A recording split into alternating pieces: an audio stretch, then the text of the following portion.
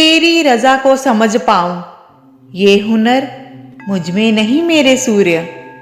जिंदगी को आजमाने के बाद बस इतना जाना है, तूने जो किया मेरे भले के लिए किया।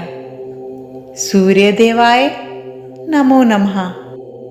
सूर्य उपनिषद के अनुसार सारे देवता, गंधर्व और ऋषि सूर्य देव की किरणों में वास करते हैं। आइए हम सूर्य देव, जिनके तेज से सारा संसार जगमगाता है, जो सारे ग्रहों के देवता हैं, उनकी प्राचीन कथा बताते हैं। यह कहानी सूर्य देव और समुद्र देव की है। आइए हम जानते हैं कि किस तरह सूर्य देव ने समुद्र देव को चिंता मुक्त किया था। एक समय की बात है कि समुद्र देव अति चिंतित हो गए। उनके पास जल का भंडार होते हुए भी वह किसी की प्यास बुझाने में असमर्थ थे। इसी कारणवश वो दुखी रहने लगे। उनको यह पीड़ा अत्यंत कष्ट दे रही थी। सौभाग्यवश सूर्य देव जी 7 घोड़ों पर सवार होकर भ्रमण के लिए निकले। अचानक सूर्य देव ने समुद्र देव को देखा। समुद्र देव को देखकर वो भांत गए कि कोई चिंता का विषय है जो समुद्र देव को सता रहा है। सूर्य देव समुद्र देव की चिंता का विषय जानने के लिए उनके पास गए। विषादग्रस्त समुद्र को देखकर सूर्य देव जी ने कहा, हे रत्नाकर, आपकी ये दशा क्यों हुई है? यदि मैं आपके दुख निवारण में सहायक हो सकूं तो मैं अपने आप को सौभाग्यशाली समझूंगा। समुद्र देव ने अपनी व्यथा प्रकट करते हुए कहा, हे आदित्य, मेरे पास अथाह जल का भंडार है, परंतु मैं इस जल राशि से एक पक्षी की भी प्यास नहीं बुझा सकता। मैं लोक कल्याण हेतु जल का उपयोग करने में असमर्थ हूँ। बस इसी पीड़ा से मैं अत्यधिक दुखी रहता हूँ।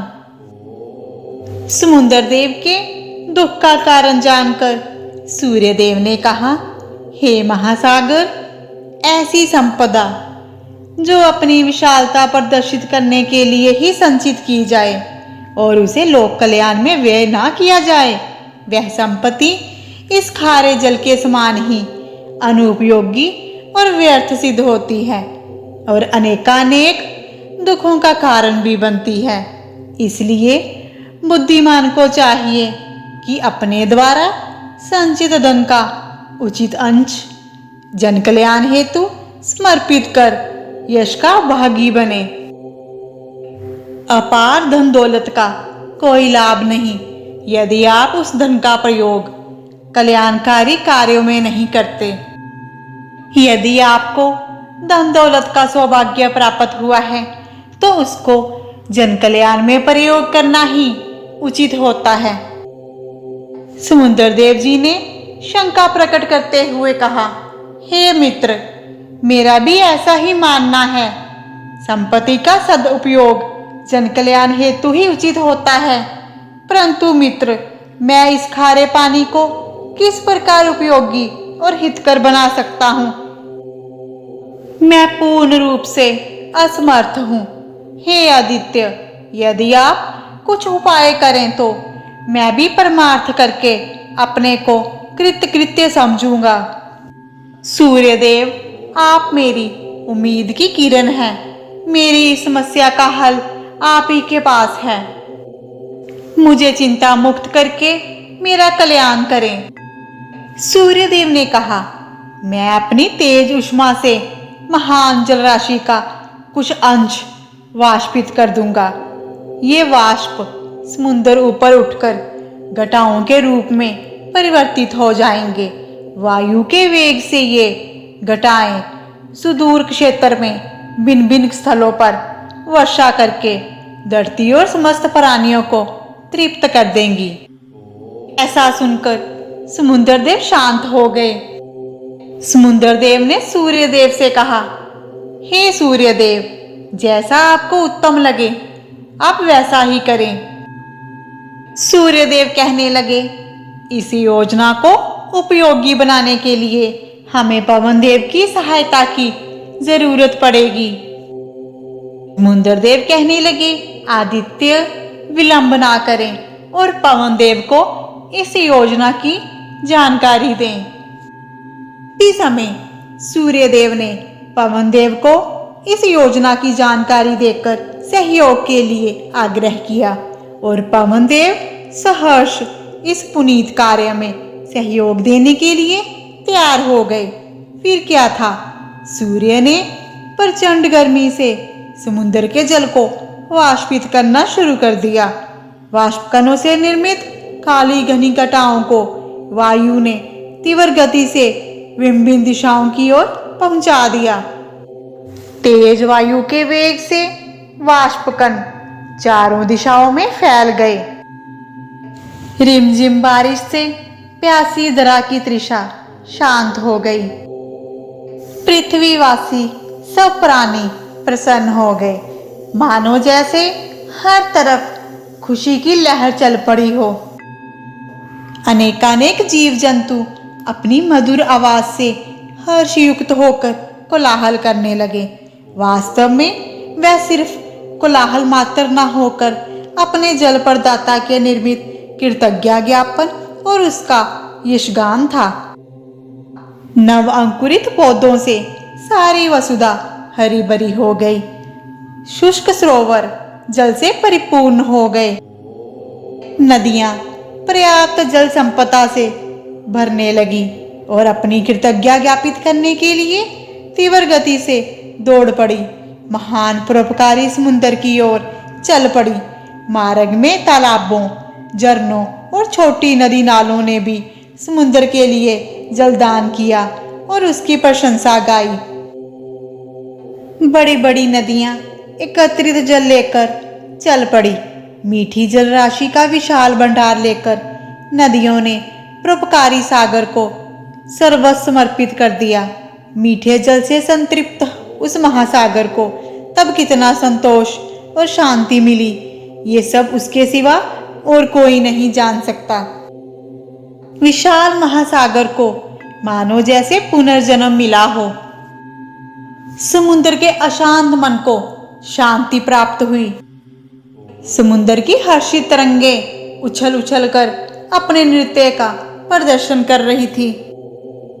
समुद्र देवता जी ने सूर्य देव से कहा, आपने मुझे नवीनता प्रदान करके पुनर्जन्म दिया है। मैं आपके उपकार से कृतकृत्य हो गया। आपने मुझ पर दया करके मेरी विशाल संपत्ति को उपयोगी करा है। समुद्र देव ने सूर्य देव को अपने जीवन दाता का प्रसंग दिया। हर्ष उल्लासित समुद्र देव ने सूर्य देव की महिमा का गुणगान करते हुए कहा, लाखों भटकते हैं पर वो एक मंजिल दिखलाता है। लाखों रोते भी लगते हैं पर वो एक आंसू पोंछने आता है। दिल में उठती जो दुआ एक पल में ही सुन जाता है। वही नूरे जहां इस दुनिया में सूर्य कहलाता है, सूर्य कहलाता है। सूर्य देव सर्व प्रेरक हैं, कल्याणकारी हैं। उन्होंने समुद्र देव को नवीन जीवन प्रदान करके उनका कल्याण किया। सूर्य देव ने देखा कि समुद्र देव के जल स्तर में रत्ती भर भी कोई कमी नहीं आई और ना ही इससे सूर्य देव के तेज में कोई कमी आई। इस कार्य में सहयोगी हवा भी सौंधी महक से सुरभित हो गई थी। कथा समाप्त हुई तो देखा भक्तों आपने किस प्रकार कल्याणकारी सूर्य देव ने समुद्र देव का कल्याण किया। उनके जीवन को नई दिशा प्रदान करके उनका जीवन सफल किया। सूर्य देव इस पृथ्वी के साक्षात देवता हैं जो हमें प्रत्यक्ष उनके सर्वोच्च दिव्य स्वरूप में दिखाई देते हैं। ये हमारा सौभाग्य है।